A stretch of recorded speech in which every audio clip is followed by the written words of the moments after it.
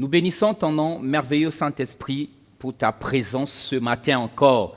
Merci d'être toujours fidèle. Merci parce que véritablement, là où 2 ou 3 sont réunis, s'accordent en ton nom, Seigneur éternel, tu es présent. Et alors que nous demandons quelque chose en ton nom, tu nous l'accordes. Merci pour ton peuple nombreux, Seigneur éternel, qui nous suit et qui nous reçoit ce matin. Je prie que ce soit pour ceux qui sont en salle ce matin, que ceux qui nous reçoivent par les réseaux sociaux, ou bien encore ceux qui se connecteront à ce message dans quelques jours, dans quelques semaines, dans les mois, dans les années, pourquoi pas, qu'ils soient véritablement bénis par la pensée qui est libérée ce matin de la part du Seigneur. Bénissons ton nom, Seigneur, merveilleux Saint-Esprit. Glorifie le nom de Jésus. Seigneur Jésus, donne gloire au Père ce matin. Amen. Amen. Voilà, bien-aimés dans le Seigneur, où que vous soyez, quels que soient les moyens par lesquels nous arrivons à vous ce matin, soyez véritablement salués. Nous saluons ceux qui sont dans la salle, nous saluons ceux qui nous suivent au travers des médias, de la télévision, de la radio, de Internet. Soyez véritablement salués et là où vous êtes, que la grâce de Dieu abonde véritablement au milieu de vous. Amen. Amen. Amen. Voilà. Bienvenue ce matin à ce programme de Haut Standard pour Christ. Alors, avant que nous puissions entrer dans notre enseignement de ce matin, je voudrais passer une information à toute la communauté Haut Standard pour Christ. Comme nous le savons depuis quelques semaines, je crois qu'on est à 3 semaines déjà, nous avons commencé à avoir des cultes en présentiel. Ici même à l'Arche de Mpita, nous avons 4 cultes le dimanche. Et parce qu'il y a encore beaucoup trop de personnes à la maison qui sollicitent de venir et qui ne peuvent pas, nous avons pensé ajouter un 5e culte qui sera en fait le premier culte du week-end, donc le samedi. À partir du samedi prochain, nous allons avoir un culte samedi après-midi à partir de 17h, de 17h à 18h45. Alors, il faut bien comprendre que ceux qui viennent déjà dans l'un des 4 cultes du dimanche ne doivent pas venir le samedi. C'est une possibilité qui est donnée à ceux qui continuent de nous suivre à la maison parce qu'ils ne s'étaient pas fait enregistrer dans le programme des 4 cultes de dimanche. Eh bien, samedi 17h00 à 18h45, nous allons commencer dorénavant à avoir un culte. Un premier culte, ça sera finalement notre premier culte du week-end. Et pour ce faire, il faut se faire enregistrer, il faut nous écrire au travers des contacts de l'Église qui ont été donnés dans les annonces tout à l'heure et qui sont en train de défiler sur votre écran. Pour ceux qui nous suivent au travers des écrans, les contacts sont en train de défiler. Appelez-nous, écrivez-nous au travers de ces contacts WhatsApp ou faites un SMS comme vous voulez pour vous faire enregistrer. Faites-le très vite parce que nous ne pourrons accepter que 50 personnes. Les 50 premiers, ce sont ces personnes-là qui seront acceptés dans ce culte. Donc samedi prochain, 17h à 18h45, nous aurons un autre culte hebdomadaire qui, comme j'ai dit tout à l'heure, sera donc le premier culte du week-end et qui sera suivi des 4 cultes du dimanche que nous tenons déjà. Amen. Amen et amen. Voilà, nous sommes en train d'avancer. Aujourd'hui, ça sera suite et fin de notre série sur les héros de Dieu des derniers temps. Et le sous-thème que nous voulons aborder ce matin, le premier sous-thème, vous vous souvenez, c'était ceux qui n'abandonnent pas. Et le dimanche dernier, nous avons parlé des Caleb et des Josué. Et ce matin, nous voulons parler des artistes pour Dieu. L'artiste pour Dieu est un concept qui est très connu à Haut Standard pour Christ parce que lorsque nous faisons l'école des standards, pour ceux qui nous rejoignent, eh ben, c'est un concept qui est expliqué parce que c'est véritablement dans cet élan, c'est cette dimension, cette attitude de chrétien que le Seigneur nous avait inspiré depuis le départ, depuis 7 années déjà, que nous enseignons sur le concept des artistes pour Dieu. Mais même pour ceux qui ont fait ce cours dans le cadre de l'école des standards, je peux vous garantir qu'aujourd'hui, nous allons aborder ce sujet d'un angle différent, de manière un peu plus enrichie pour faire comprendre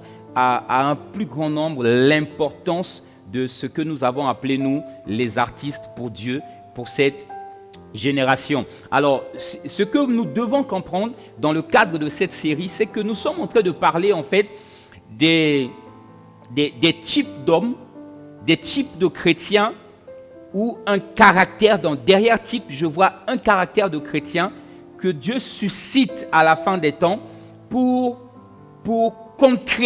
contrecarrer ou pour surmonter les défis de la fin des temps qui sont imposés par l'ennemi. C'est comme si le Saint-Esprit s'est projeté dans notre génération, a vu les problématiques de l'Église, a vu toutes les attaques de l'ennemi. Il suscite en nous des qualités ou des types que nous devons manifester, qui sont ceux que nous avons appelés les héros de Dieu des derniers temps. Alors, je vais vous inviter à lire avec moi rapidement un texte, une portion des Écritures dans 2 Rois, le chapitre 13. Nous allons lire à partir du verset 14e jusqu'au verset 19e. 2 Rois, chapitre 13, 14 à 19. Si vous avez trouvé, dites Amen. Et pour ceux qui sont avec nous dans la salle, pour le respect de la parole, si nous pouvons nous tenir sous nos pieds pour faire la lecture de la parole ensemble. Amen. Amen. La Bible dit, Élisée était atteint de la maladie dont il mourut. Et Joas, roi d'Israël, descendit vers lui, pleura sur son visage et dit, mon père, char d'Israël et sa cavalerie. Élisée lui dit, prends un arc et des flèches. Et il prit un arc et des flèches. Puis Élisée dit au roi d'Israël, bande l'arc avec ta main. Et quand il eut bandé de sa main, Élisée mit ses mains sur les mains du roi. Et il dit, ouvre la fenêtre à l'orient. Et il ouvrit. Élisée dit, tire. Et il tira. Élisée dit, c'est une flèche de délivrance de la part de l'Éternel. Une flèche de délivrance contre les Syriens. Soulignez bien, tu battras les Syriens à Aphek jusqu'à leur extermination. Verset 18. Élisée dit encore, prends les flèches, et il les prit. Élisée dit au roi d'Israël, frappe contre terre. Et il frappa 3 fois et s'arrêta. L'homme de Dieu s'irrita contre lui et dit, il fallait frapper 5 ou 6 fois. Alors tu aurais battu les Syriens jusqu'à leur extermination. Maintenant, tu les battras 3 fois. Alléluia. Amen. Amen. Un texte merveilleux, un texte révélateur qui va nous aider à introduire, à aller dans l'introduction de ce concept que nous voulons voir ensemble avec vous, des artistes pour Dieu. La Bible est en train de parler de l'arc ici. L'arc, on va dire, est la vision éloignée du roi. L'histoire de Jonathan, quand vous lisez 1 Samuel chapitre 18, nous donne l'illustration. Jonathan savait qu'il était auprès de son père par rapport à à Saül, son père. Il était celui qui devait hériter le trône d'Israël en tant que prince. Mais curieusement, dans sa rencontre avec David dans 1 Samuel chapitre 18, la Bible dit, il va prendre sa robe, qui est la robe qui est le symbole de la royauté. Il va donner à David. Il va prendre son épée, le symbole de l'autorité. Il va donner à David. Et il va prendre aussi l'arc. Il prend son arc, il donne à David. Parce que l'arc est le symbole de la vision du roi, de la vision éloignée, de la vision de celui qui est à la tête. Alléluia. Amen. Jonathan a donné ces symboles, ces choses importantes à David. Pourquoi? Parce qu'il avait compris que David avait le manteau de la royauté et c'est lui qui devait régner à la place de son père Saül. L'arc est la vision éloignée des rois, le symbole de la vision éloignée des leaders. Lorsque je reviens dans le texte sur lequel nous sommes en train de travailler, de 2 Rois chapitre 13, la Bible dit, la première flèche, Élisée dit, il y a deux épisodes. Dans la première partie, Élisée demande au roi de frapper à travers la fenêtre une flèche. Alors, il lui dit, ouvre la fenêtre à l'orient et frappe. Ce qui est curieux, c'est que là, Élisée, la Bible dit, lorsque le roi a bandé la flèche, a bandé l'arc, Élisée a posé sa main sur les mains du roi. Alléluia. Amen. Il pose sa main sur les mains du roi. Donc, cette première flèche, ça va être la mission de la délivrance que le roi reçoit de la part de Dieu. Mais parce que c'est une vision, la vision vient de Dieu, c'est Dieu qui opère dans le cadre de la vision. C'est Dieu qui montre la vision. Voilà pourquoi, symboliquement, Élisée va poser sa main sur les mains du roi pour dire, cette flèche-là, qui montre la vision, c'est la vision. La vision vient de l'Éternel. La vision vient de Dieu. C'est Dieu qui montre. C'est Dieu qui donne la vision. Mais curieusement, dans le deuxième épisode, lorsque Élisée demande au roi de frapper pour la deuxième fois, il lui demande de frapper contre terre. Et cette fois-là, Élisée ne pose plus ses mains sur les mains du roi. Il lui dit, frappe contre terre. La terre va être le symbole du dur labeur. Dur labeur. Ici, le Seigneur est en train de nous montrer en fait que, en tant qu'enfant de Dieu, en tant que serviteur de Dieu, Dieu nous donne une vision. C'est la part de Dieu. C'est une mise à disposition. C'est comme la grâce. Et là, ce n'est pas notre effort. D'où la main d'Élisée sur les mains du roi Joas plutôt, qui lui permet de tirer la flèche de loin. Mais quand il lui demande pour la deuxième fois de tirer, il lui dit maintenant, frappe contre terre. Et vous savez, le sol, la terre, c'est le symbole du dur labeur. Nous le voyons quand nous lisons Genèse chapitre 3 verset 17, quand Adam et Ève ont péché, et ben dans les sentences que Dieu a données à l'homme, Genèse chapitre 3, le verset 17, la Bible dit, il dit à l'homme, puisque tu as écouté la voix de ta femme et que tu as mangé de l'arbre au sujet duquel je t'avais donné cet ordre, tu n'en mangeras point, le sol sera maudit à cause de toi, c'est à force de peine que tu en tireras la nourriture tous les jours de ta vie. Alléluia. C'est cette source qui nous donne la nourriture, mais c'est à force de peine, c'est à force de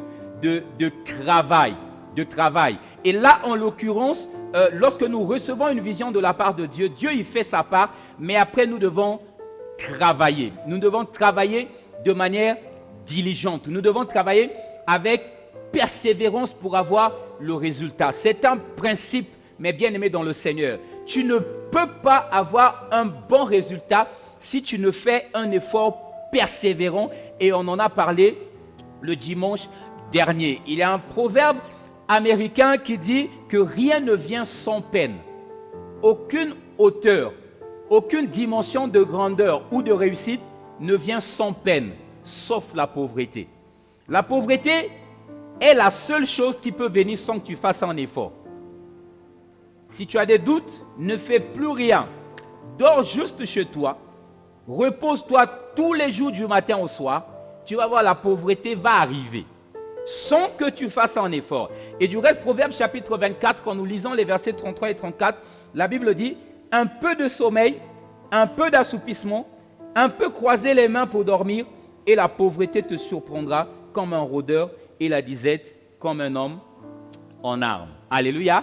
J'aimerais sortir 6 vérités dans un premier temps, 6 vérités qui sont cachées derrière ce texte, cette portion des Écritures de 2 Rois, chapitre 13 que nous avons lu. La première vérité, c'est que, et je l'ai dit, c'est Dieu qui donne Dieu se donne la responsabilité d'action lorsqu'il s'agit de montrer la vision. Lorsqu'il s'agit de montrer la vision, Dieu, lui, il prend la responsabilité de faire les choses.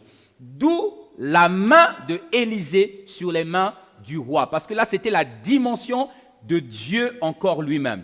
La deuxième vérité, c'est que lorsqu'il devient maintenant, lorsque Dieu, dans la première vérité, a pris la responsabilité de montrer la vision, de mener l'action, eh bien, il laisse à l'homme la responsabilité d'exécuter la vision. Amen. Très important de noter, Dieu, il te donne la vision, ça c'est sa responsabilité. Il montre la vision, il peut même définir clairement la mission, ça c'est sa responsabilité. Mais il te laisse la responsabilité d'exécuter la mission. La troisième vérité, nous le voyons en fait, c'est que par nos limites, par nos défaillances, nous pouvons réduire, limiter ou retarder le plan de Dieu dans notre environnement. Alléluia. Amen. Amen. Dieu nous donne la vision. Regardez, il dit à Élisée, dans la vision, il dit à Élisée, quand Joas, il dit à Joas, quand Joas lance la première flèche, il dit, tu battras les Syriens jusqu'à extermination. C'est la vision. C'est Dieu qui parle. C'est une bénédiction. Une parole de bénédiction. Tu battras les Syriens jusqu'à extermination. Mais ensuite, lorsqu'il dit maintenant au roi Joas, frappe les flèches contre terre. Quand Joas frappe, il frappe 3 fois.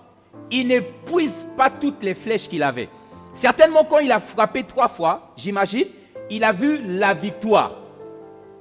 Il a remporté, il a vu une victoire et il s'est arrêté. La Bible dit, le prophète s'est irrité contre le roi. Il lui a dit, pourquoi tu as frappé seulement 3 fois? Tu aurais dû frapper 5 ou 6 fois. C'est là que tu les auras battus jusqu'à extermination. Maintenant, tu les battras seulement 3 fois. Amen. Amen. Donc, Dieu nous donne une vision, il nous donne une mission. Attention les amis, la mission ne s'accomplit pas d'elle-même. Au Standard pour Christ, nous avons un concept que nous avons utilisé qui est d'abord thème d'une longue série. Les choses ne se font jamais d'elles-mêmes. Donc Dieu parle, il dit tu vas battre l'ennemi jusqu'à extermination. Maintenant exécute. Pendant l'exécution, le roi n'a pas été persévérant. Il frappe 3 fois contre terre alors qu'il avait encore des flèches dans son carquois.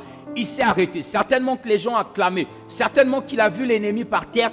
Il s'est arrêté. Dieu a dit, tu aurais dû frapper encore. Et parce que tu t'es arrêté sur le chemin, eh ben, tu ne les battras pas jusqu'à extermination. Tu battras seulement 3 fois. La 4e vérité, finalement, c'est qu'il y a un seuil d'effort qui, une fois atteint, garantit la pérennité de notre succès. Je ne sais pas si vous comprenez. Il y a un seuil d'effort qui, une fois atteint, garantit la pérennité ou la durabilité. Allez, on va prendre le mot durabilité. Ou la durabilité de notre succès. Et là, en l'occurrence, pour le roi, c'était de frapper 5 ou 6 fois pour garantir la durabilité de la victoire. La victoire jusqu'à extermination. Mais lui s'est arrêté en chemin. Pourquoi je dis il y a un seuil d'effort? Parce qu'il y a beaucoup de gens qui se disent, ok, si finalement pour avoir des victoires, des vraies victoires, il faut travailler comme un débile tout le temps. Donc jusqu'à ma vieillesse, je vais toujours être en train de faire de l'effort persévérant. Non. Dans chaque domaine, il y a un niveau d'effort que tu vas atteindre.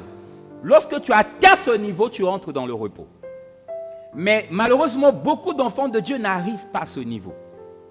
Il y a un niveau où après l'effort persévérant, maintenant, tu contemples la moisson. Maintenant, tu commences à moissonner. Donc, nous travaillons encore de manière persévérante. Et puis, à un certain moment, notre ennemi est complètement anéanti. Ce que je suis en train de dire s'applique dans tous les domaines de ta vie. Et là, nous commençons à moissonner. Alléluia. Amen. La 5e vérité, c'est que pour que la victoire soit totale, nous devons utiliser, notez bien ceci, parce que ça va nous aider à comprendre le concept des artistes pour Dieu. Nous devons utiliser toutes les ressources à notre disposition. Pour que la victoire soit totale, nous devons utiliser toutes les ressources à notre disposition. Pour que Dieu soit content de nous, je vais y revenir tout à l'heure, nous devons utiliser toutes les ressources à notre disposition. Le roi Joas avait encore des flèches, il ne les a pas toutes utilisées.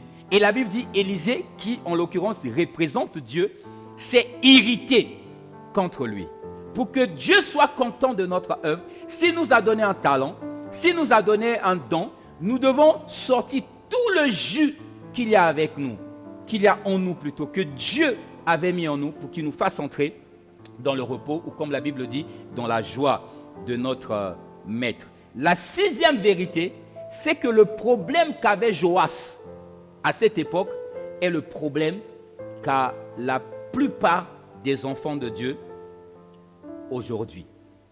Ça veut dire que dès qu'ils ont un semblant de réussite, ils arrêtent de travailler. Dès qu'ils font un travail, les gens acclament, ils commencent à se faire un petit nom, ils arrêtent de travailler. Alors que dans leur carquois, alors qu'ils ont encore tellement de possibilités, alors qu'ils ont encore tellement de potentiel qu'ils auraient pu libérer. Mais juste parce que les gens sont contents, les gens acclament, on commence à le voir à la télé, et là, il baisse le niveau de son travail. Et c'est ce problème-là que nous voulons résoudre aujourd'hui avec les artistes pour Dieu. Pourquoi donc les artistes pour Dieu vont être la solution à ce problème? Parce que les artistes pour Dieu, ce sont des personnes qui ont compris que les capacités que Dieu donne à ses enfants sont la stratégie de Dieu pour contrer les plans de l'ennemi. Alléluia. La stratégie de Dieu pour contrer les plans de l'ennemi. Je l'ai dit tout à l'heure. Dieu, il se projette dans notre époque. Il voit les plans de l'ennemi et il nous donne des capacités. Il nous donne des dons pour nous permettre, au travers de ces dons, non seulement de contrecarrer, mais d'anéantir le plan de l'ennemi. Et quand vous lisez Éphésiens chapitre 3, le verset 10e, la Bible dit, afin que les autorités et les dominations dans les lieux célestes connaissent aujourd'hui, par l'Église, la sagesse infiniment variée de Dieu. Alléluia. Amen. Donc Dieu nous donne des talents, il nous fait entrer dans une certaine dimension, parce que nous sommes l'Église, afin que par nous, et la Bible dit aujourd'hui, donc c'est chacun dans sa génération, puisse manifester les dons, les talents, les grâces de Dieu en lui, ou la grâce de Dieu en lui, les faveurs divines en lui, et bien pour contrer l'œuvre de l'ennemi, c'est-à-dire montrer, démontrer la sagesse infiniment variée de notre Dieu. Et l'idée de sagesse infiniment variée, ça va être que Dieu a plusieurs plans pour aboutir à un résultat. Donc, quelle que soit la ruse de l'ennemi, Dieu a un plan. La sagesse de Dieu est infiniment variée. Alléluia. Amen. Pourquoi les artistes pour Dieu ou les artistes de Dieu, mais nous on aime dire les artistes pour Dieu, je vais expliquer tout à l'heure, pourquoi ils sont la solution? Eh bien parce que eux, ils ne se reposent pas.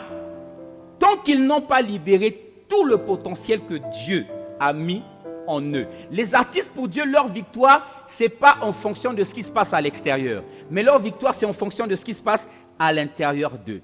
Les artistes pour Dieu ont compris que leur talent, leur don, tout ce que Dieu leur donne comme capacité, ce n'est pas pour eux, mais c'est pour l'utilité commune. 1 Corinthiens chapitre 12, le verset 7e, la Bible dit « Or, à chacun la manifestation de l'Esprit est donnée pour l'utilité commune. » Et très important, les artistes pour Dieu ce sont des hommes qui, de par leur attitude, montrent qu'ils sont délivrés de l'égocentrisme. L'égocentrisme est le fléau de notre génération. Que ce soit dans l'Église, que ce soit dans le monde politique, que ce soit dans le monde économique, l'égocentrisme est le fléau de notre génération. Regardez, la quasi-totalité, la plupart des crises que nous avons pouvaient se résoudre toutes seules si l'homme cessait d'être égoïste, si on cessait d'être tourné vers des intérêts individuels, des intérêts personnels. Dans certains pays où il y a beaucoup de violence, par exemple, eh ben, vous allez voir que ils sont en train de lutter et ils savent que s'ils arrêtent avec la production des armes, la violence va considérablement baisser. Mais ceux qui sont à la tête des firmes qui fabriquent les armes, ils ne veulent pas. Pourquoi? Eh bien, parce qu'ils veulent se faire du fric. Ils savent que plus on produit les armes, plus il y a des violences, plus il y a des brigands, il y a des bandits, plus il y a des crimes, mais ils ne s'arrêtent pas. Ils ne s'arrêtent pas. Pourquoi? Parce qu'ils sont tournés vers leurs propres intérêts. Alléluia. Amen. Et malheureusement, l'Église ou les chrétiens ne sont pas épargnés de l'égocentrisme. L'égocentrisme est un fléau du monde qui est entré dans l'Église, qui influence le quotidien des chrétiens. Alléluia. La Bible dit dans Romains chapitre 12, le verset 2e, « Ne vous conformez pas au siècle présent, mais soyez transformés par le renouvellement de l'intelligence, afin que vous discerniez quelle est la volonté de Dieu, ce qui est bon, agréable et parfait. » Français courant dit, ne vous conformez pas aux habitudes de ce monde. L'égocentrisme est une habitude du monde. Parole vivante dit, ne suivez pas les coutumes du monde où nous vivons. Bible du Seigneur dit, ne vous laissez pas modeler par le monde actuel. Alléluia. Amen. Amen. Et ce qui est dans le monde, nous le savons, 1 Jean 2, 15 et 16 nous le dit. Ce qui est dans le monde, la Bible nous le résume en 3 choses. La convoitise de la chair, la convoitise des yeux et l'orgueil de la vie. Alléluia. Convoitise de la chair, convoitise des yeux, l'orgueil de la vie. Ce sont ces 3 éléments qui constituent ce que nous appelons la séduction de l'ennemi. Le monde, c'est la séduction. Et à l'intérieur de la séduction, il y a la convoitise des yeux, la convoitise de la chair et l'orgueil de la vie. 1 Jean chapitre 2, verset 15-16 dit ceci. N'aimez point le monde, ni les choses qui sont dans le monde. Regardez. Si quelqu'un aime le monde, l'amour du Père n'est point en lui. Car tout, combien? Tout ce qui est dans le monde, c'est-à-dire la convoitise de la chair, la convoitise des yeux et l'orgueil de la vie ne vient point du Père, mais vient du monde. Français courant dit, en effet, voici ce qui appartient au monde.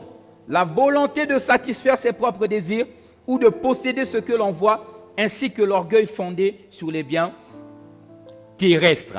C'est ça le problème du monde, mais qui malheureusement est entré dans l'Église. Mais ce problème est solutionné si nous pouvons tous prendre les attitudes que nous allons décrire tout à l'heure de ce qu'on appelle les artistes pour Dieu. Alléluia. Amen. Amen. Il y a une nouvelle mentalité qui est entrée dans l'Église, qui a quitté le monde, qui est entrée dans l'Église aujourd'hui. Une mentalité abusivement axée sur les performances, abusivement axée sur le fait d'être coûte que coûte la tête.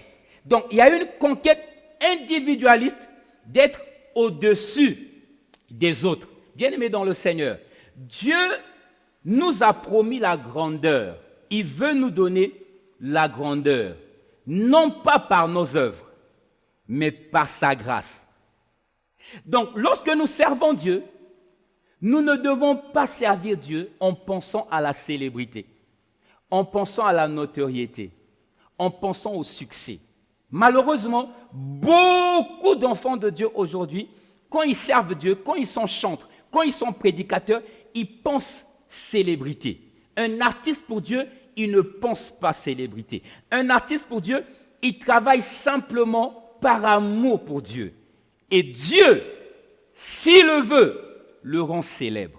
Alléluia. Amen. Dieu, quand nous lisons Genèse chapitre 11 et Genèse chapitre 12, il y a un contraste extraordinaire. Dans Genèse chapitre 11, ce sont les hommes qui se réunissent et qui veulent bâtir la tour de Babel. La Bible dit qu'ils veulent faire ça pour se donner un nom. Allez, on va lire. Je vais lire avec vous. Genèse chapitre 11, le 4e verset. Voici ce que dit le 4e verset de Genèse 11. Ils dirent encore, allons, bâtissons-nous une ville et une tour dont le sommet touche au ciel et faisons-nous un nom, afin que nous ne soyons pas dispersés sur la face de toute la terre. Et la suite, l'Éternel descendit pour voir la ville et la tour que bâtissaient les fils de l'homme. Et l'Éternel dit, voici, ils forment un seul peuple et ont tous une même langue. Et c'est là qu'ils ont entrepris.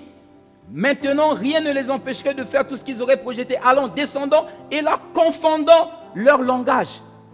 Les hommes voulaient se faire un nom. Dieu n'a pas été content. Mais contraste avec Genèse 12. Juste après, quand vous lisez le verset 2e, Dieu s'adresse à Abraham. Je vais lire encore. Dieu s'adresse à Abraham. Il dit, je ferai de toi une grande nation. Je te bénirai. Je rendrai ton nom grand. Bizarre. Bizarre. Juste avant, il s'est irrité parce qu'il y a un peuple qui voulait se faire un grand nom. Et juste après, dans le chapitre d'après, il fait la promesse à Abraham de lui donner un grand nom. Ça veut dire que Dieu veut nous rendre grands, mais il ne veut pas que nous le recherchions par nous-mêmes. Alléluia. Quand nous le recherchons par nous-mêmes, Dieu n'est pas content. Romains chapitre 12, le verset 16e, la Bible dit, ayez les mêmes sentiments les uns envers les autres.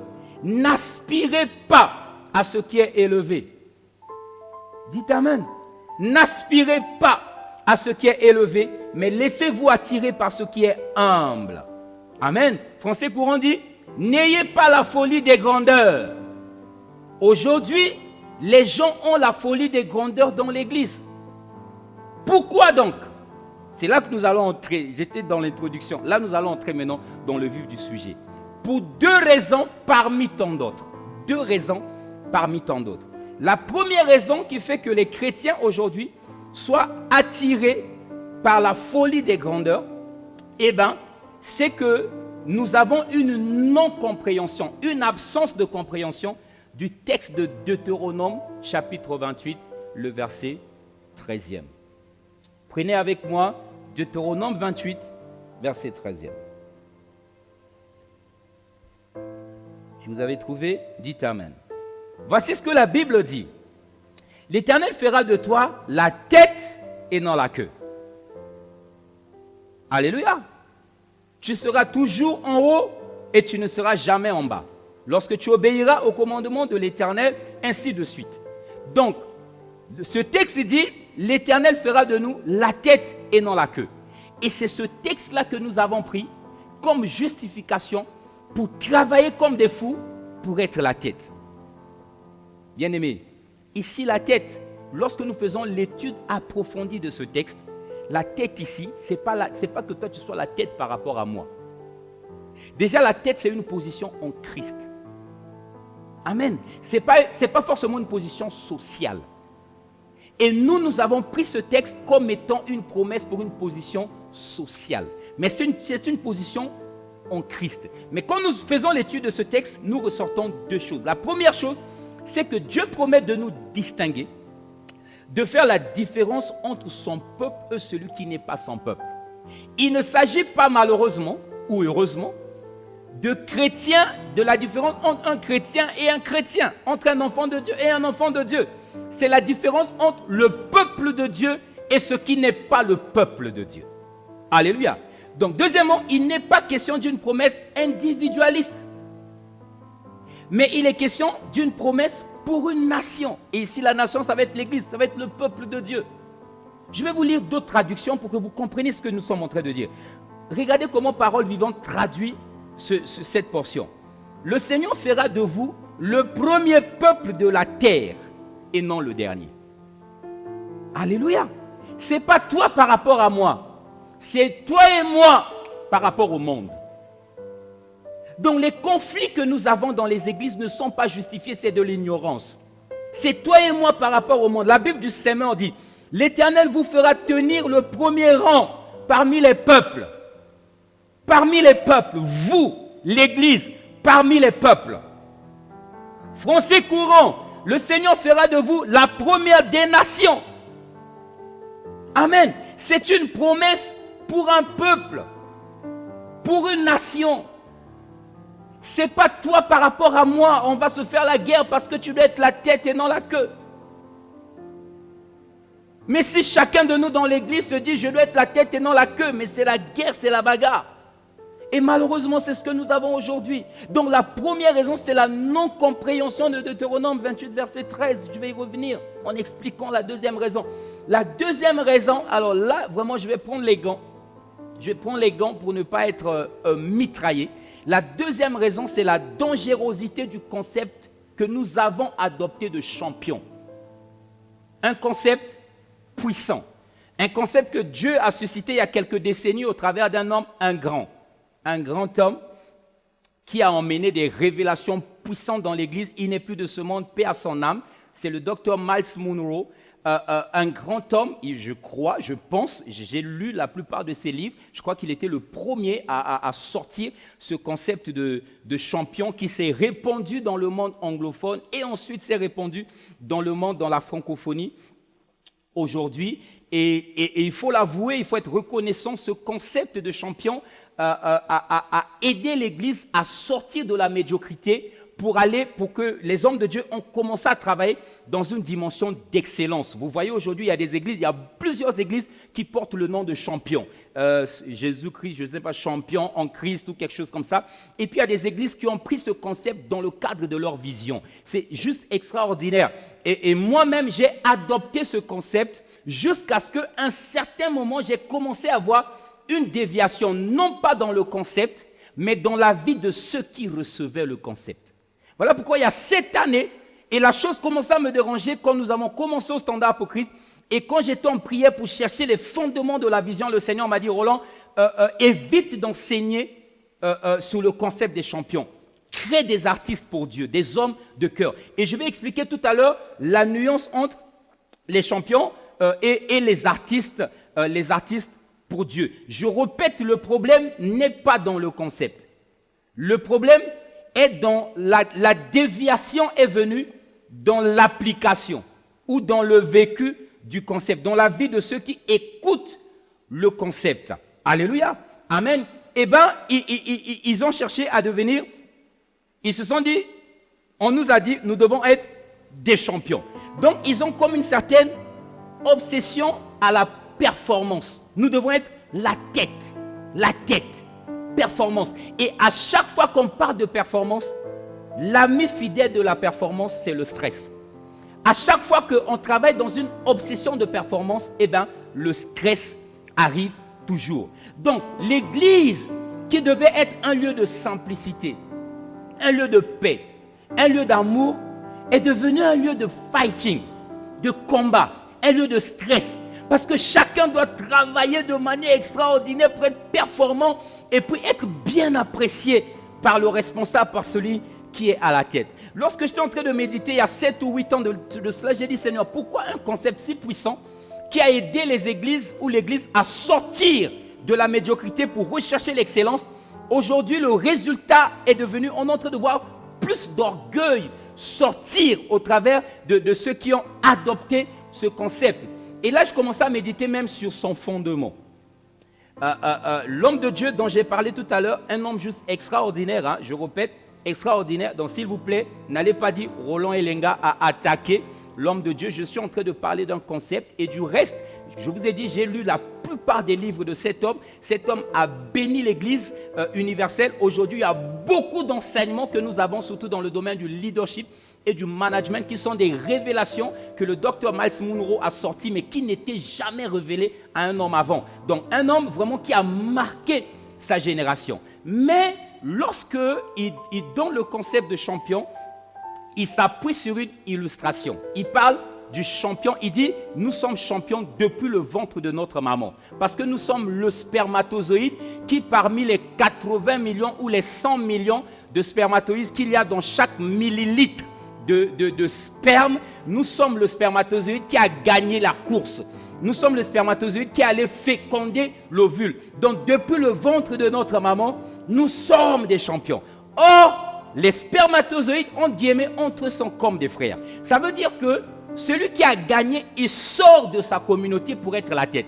Et donc, il y a maintenant, dans l'église, qui est normalement une famille, comme une lutte où chacun veut être la tête. Chacun veut être celui qui va dévancer tous les autres dans le cadre de ce travail. Et donc, l'atmosphère dans les milieux chrétiens est devenue très mitigée. Où tu as la communion fraternelle d'un côté, mais qui commence à côtoyer le désir de chacun d'être meilleur que tous les autres. Alléluia. Un jour, j'étais en train de parler avec un bien-aimé. Il y a quelques années, on était dans un cours dans une école de commerce où j'ai fait ma formation. MBA, et là il parlait un peu de son église et tout, des enseignements qu'il reçoit, et puis il a eu une note, il dit non, moi je suis pas content parce que nous, on doit toujours être la tête. J'ai dit c'est-à-dire, il dit non, on doit si tu n'as pas la bonne note, la meilleure note, c'est pas bon. Je dis la bonne note ou la meilleure, non, la tête, en tant qu'enfant de Dieu, je dois être la tête, je dois avoir la meilleure note. Je dis mais il y a un problème mon gars, ça veut dire que si toi et moi, nous sommes de la même église, de la même communauté. Nous recevons cet enseignement, le même enseignement. Et nous sommes en cours, dans le même cours. On ne peut pas avoir deux meilleures notes. Allez, j'ai envie de dire, on ne peut pas avoir deux premiers. Il y aura un seul premier. Mais toi et moi, on est là. Donc, qui va être le premier? Parce que si tu es deuxième, ce n'est pas bon. Dieu n'est pas avec toi. Tu n'es pas dans la volonté de Dieu. Tu dois toujours être la tête.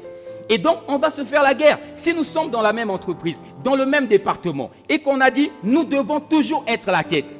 Toi et moi, on est de la même communauté. Qui sera le chef? Il n'y a qu'un seul chef. Alléluia. Et donc, on va commencer à se rentrer dedans. Je répète, la position de champion que nous avons, la position de tête que nous avons, c'est une position en Christ. Dieu nous donnera la couronne de gloire pour avoir été, non pas pour avoir été meilleur comparé aux autres, mais il nous donnera la couronne, il nous demandera le compte, il demandera les comptes à chacun pour l'utilisation des dons et des talents qu'il lui a donnés. Ce n'est pas forcément que tu sois mon chef, ce n'est pas une position sociale.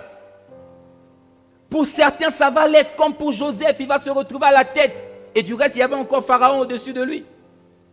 Mais Pierre, Paul, ainsi de suite, ils étaient juste des hommes de Dieu excellents, puissants, mais ils ne sont pas devenus des gouverneurs.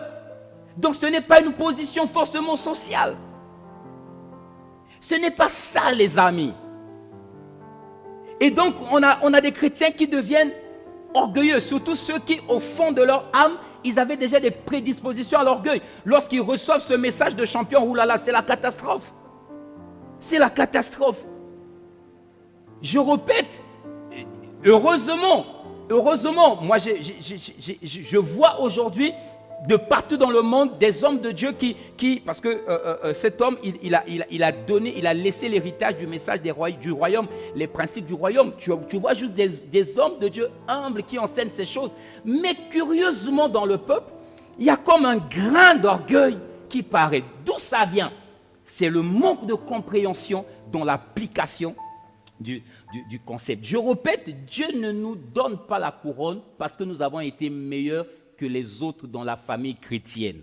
Il nous donne la couronne si nous avons bien utilisé les dons et les talents qu'il nous a donnés. Matthieu chapitre 25 nous en donne l'illustration. Les versets 14 et 30. J'ai pas vraiment le temps de lire. Là, il y a un homme qui s'en va en voyage et il laisse à ses serviteurs des talents. À l'un, il donne un talent, à l'autre, il donne 2, à l'autre, il donne 5. La Bible dit, ceux à qui il avait donné 2 talents et 5 talents, celui de 5 talents est venu voir le maître à son retour. Il lui dit, voilà, j'ai multiplié les talents et j'en ai eu 10. Donc, il a doublé le nombre. Et son maître lui dit, bon et fidèle serviteur, tu as été fidèle en peu de choses, je te confierai beaucoup. Entre dans la joie de ton maître. Le deuxième, il dit, tu m'avais donné 2 talents, j'en ai multiplié, j'en ai maintenant 4. Regardez, l'un a eu 10, l'autre a 4, mais les félicitations ne sont pas différentes.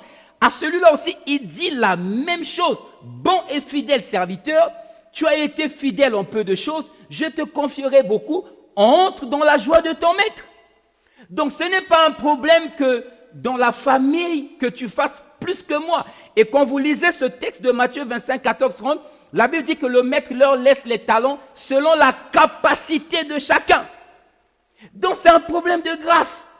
Peut-être que Dieu t'a donné pour faire juste à un niveau, et moi il m'a donné pour faire à ce niveau. Toi et moi, si nous faisons de manière diligente notre travail, eh ben nous aurons la même récompense. Ce n'est pas la quantité, c'est la qualité du travail. Alléluia. Donc ne te fais pas la guerre pour être le premier en termes de performance dans l'église. C'est un problème. Et le diable, il passe par là.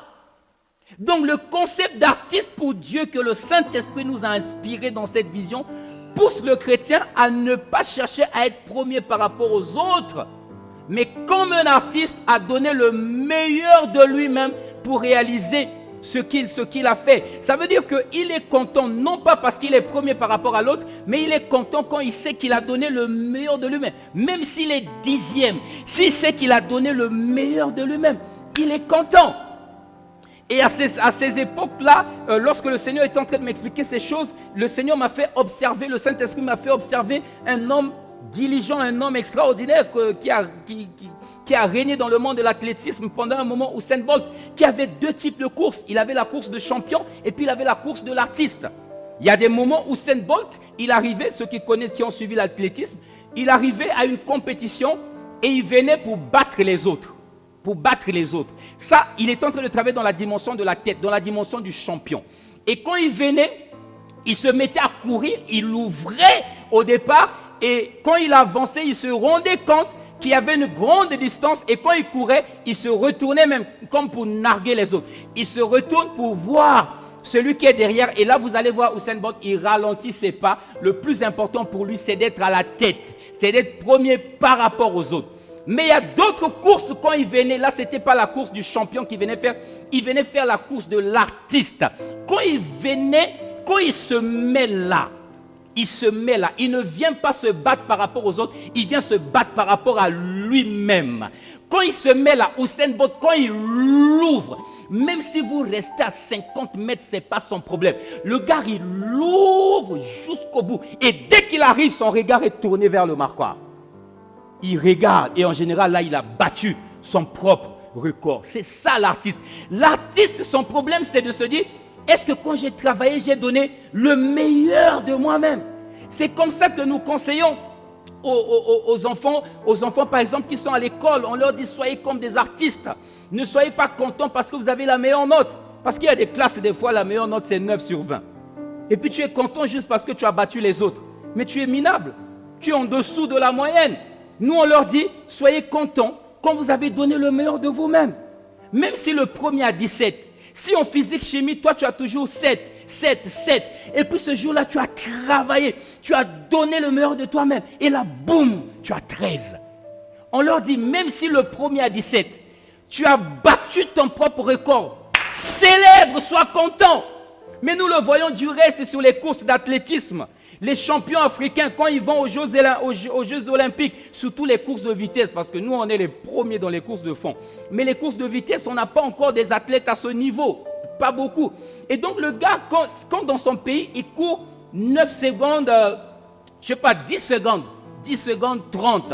Et puis, il arrive 100 mètres, il vient, il court, et là, il fait 9 secondes 80. Mais le gars, il est 6e. Mais tu le vois, il saute, il célèbre. Pourquoi il célèbre? Parce qu'il a battu son propre record. L'artiste ne se compare pas aux autres. Arrête de te comparer aux autres. Le diable, il passe par là pour te séduire. Arrête de te comparer aux autres. Alléluia. Amen. Arrête de te comparer aux autres. Ce n'est pas premier par rapport aux autres. Ce n'est pas premier par rapport aux autres. C'est premier par rapport à ce que Dieu t'a donné. Est-ce que tu as sorti le maximum de ce qu'il y avait en toi? Est-ce que toutes les ressources que Dieu t'a données, tu les as utilisées?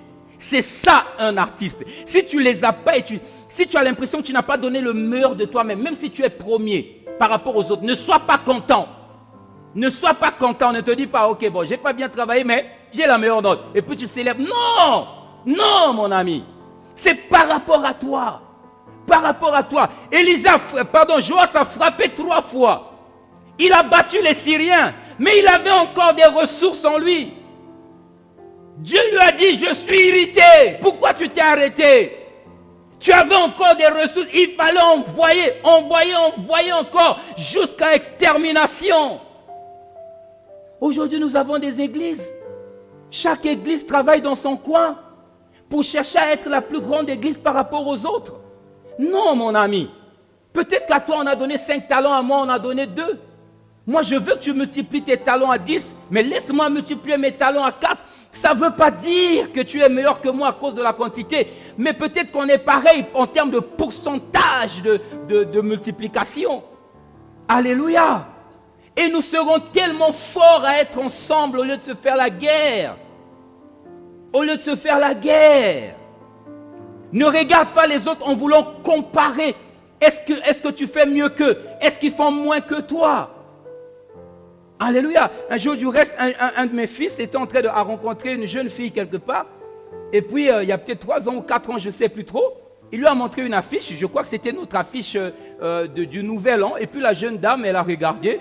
Et puis, elle a vu l'affiche. Elle a dit, oui, c'est joli, mais pour vous, c'est l'imitation. Le vrai, c'est nous. Donc le vrai, c'est son église. C'est pour ça que je dis aux hommes de Dieu, les amis, si vous continuez à enseigner aux gens de devenir des champions, gloire à Dieu. Mais s'il vous plaît, créez l'équilibre. N'oubliez pas la notion d'équilibre, hommes de Dieu. N'oubliez pas la notion d'équilibre. Que vos enfants n'entrent pas dans une dimension d'orgueil par rapport aux autres. Qu'ils n'entrent pas dans l'orgueil. Elle dit, et puis mon fils là m'appelle, dit, mais regarde ce que la jeune dame m'a dit. Non, nous c'est l'imitation. Imitation par rapport à quoi? Vous avez écrit la Bible? C'est vous qui avez écrit la Bible? Écrivez votre propre Bible. Parce que de toute manière, on s'inspire toujours de quelque chose ou de quelqu'un. Si ce n'est pas du Saint-Esprit, ça sera de quelqu'un que le Saint-Esprit avait utilisé. Dans la famille chrétienne, on ne peut pas parler d'imitation. On ne peut pas, mais la plupart d'hommes de Dieu, on se laisse inspirer par les autres. On ne cherche pas à être original. Parce qu'on travaille pour la même moisson, on travaille pour le même but. Et souvent, des fois, lorsque tu demandes quelque chose à Dieu, le Seigneur te dit, ce que tu me demandes, j'ai déjà juste donné ça à ton frère. Va vers ton frère dans tel pays, dans telle ville, humilie-toi, connecte-toi à sa grâce et reçois ça. C'est comme ça que le royaume de Dieu avance. Il n'y a pas de notre église est plus grande, notre église est plus ceci. Ça, c'est un problème. Et le diable, il passe par là, il est en train de nous terrasser. Mon rêve, c'est de voir l'église ensemble. C'est de nous voir, même si physiquement on ne peut pas se retrouver ensemble, mais dans le même esprit, au standard pour Christ, Bethel, Nazareth, Impact Centre Chrétien, Chapelle des Vainqueurs, Néhémie, je ne sais pas, Église des Champions Christ, j'ai vu une pancarte là-bas, Église des Champions Christ, on est juste ensemble, Église évangélique du Congo, on est ensemble les gars, on ne doit pas se faire la guerre, c'est le diable qui tire profit. Un jour, j'étais dans ma voiture et puis j'ai mis une chaîne radio chrétienne et puis j'ai écouté un homme de Dieu puissant, excellent, qui est en train de prêcher, un pasteur de l'église évangélique du Congo. Je disais juste Amen, un message puissant. On est ensemble, les amis. On est ensemble. Il n'y a pas à vouloir se faire une compète. On est ensemble, soyons des artistes pour Dieu. Chacun regardant à l'intérieur de lui les grâces que Dieu lui a données et mettant ça au profit de la communauté pour l'utilité commune. Je prie que ces barrières s'arrêtent. Cette ignorance s'arrête. Parce que c'est le diable qui est en train d'acclamer, les amis. Mais je déclare qu'à partir d'aujourd'hui, c'est fini. Je vois au Congo une église travaillant ensemble. Je vois des hommes de Dieu en train de s'entraider, d'aller vers les autres qui ont un peu plus pour les encourager ou pour se connecter à eux. Le plus important, c'est qu'on soit ensemble. Toi, tu touches les gens dans ta zone. Moi, je touche les gens dans ma zone. Nous travaillons pour la moisson du Seigneur. Alléluia. Amen. Je crois que le problème, ce n'est pas trop au niveau des hommes de Dieu. Le problème, c'est au niveau des fidèles. Bien-aimés dans le Seigneur, fidèles de Dieu, disciples du Seigneur, sortez de l'orgueil. Ne voyez pas les choses par rapport à vous. Voyez les choses par rapport au corps de Christ universel. Après ce message, j'aimerais que nous ayons des moments de prière. Je ne pourrais pas le faire là parce que je suis limité par le temps à cause du direct. Mais j'aimerais qu'après, quand je vais dire Amen, que nous passions des temps en prière pour nous repentir à cause de cet orgueil. Dieu n'est pas content. Ne sois pas content tant que tu n'as pas utilisé toutes tes ressources. Va, fonce encore. Fonce encore. Alléluia. Amen. Amen. Mon rêve, c'est de voir l'église chrétienne ensemble. Ensemble. La plupart de ceux qui sont dans les églises pentecôtistes, ils considèrent ceux qui sont à l'église protestante comme étant je ne sais pas trop quoi. Non les gars, on est ensemble. Nous travaillons pour le même Seigneur. Nous travaillons, on ne peut pas gagner si on est divisé. On ne peut pas gagner si on est divisé. Le Seigneur ne va pas appeler les gens par église. Ça sera en fonction de ce que nous aurons été, en fonction de comment nous aurons vécu. Amen. Alors je vais vous proposer un takeaway, les amis.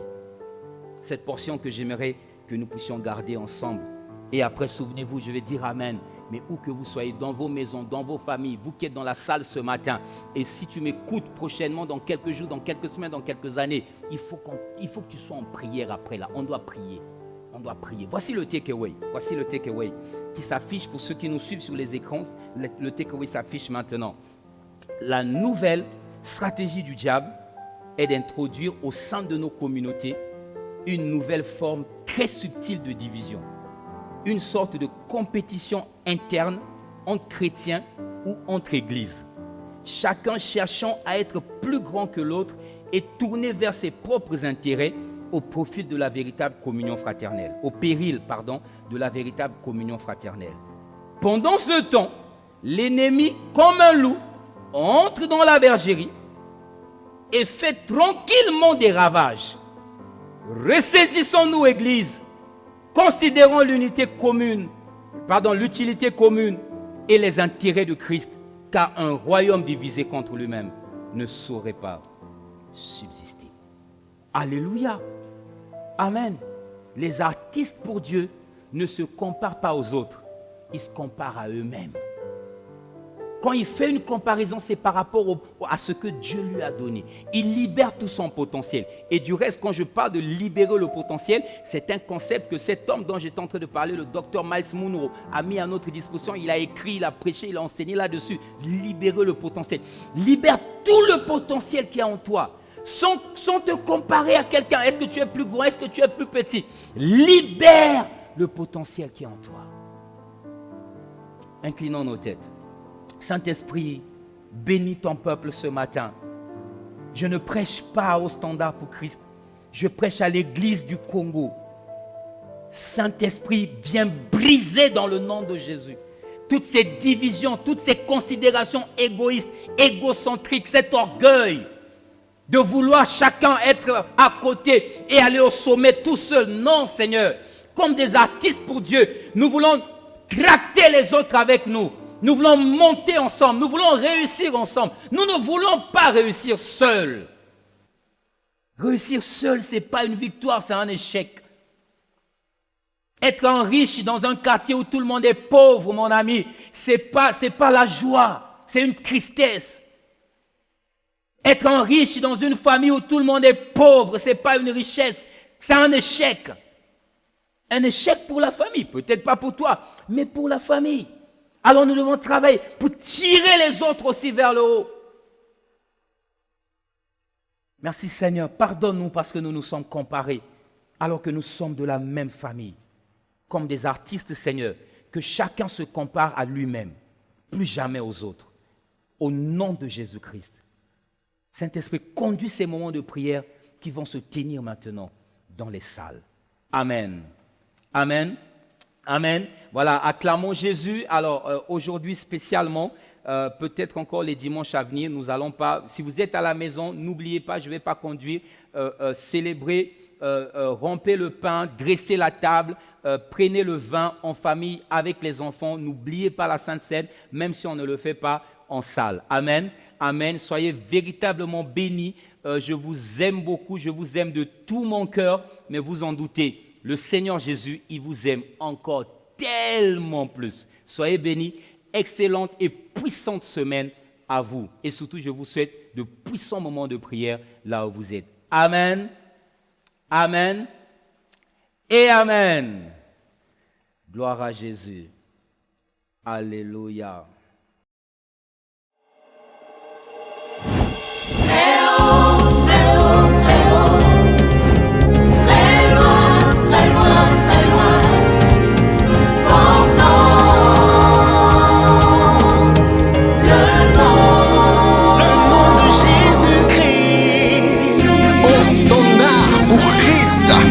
Une église, un rêve, une passion et une attitude. Porter le nom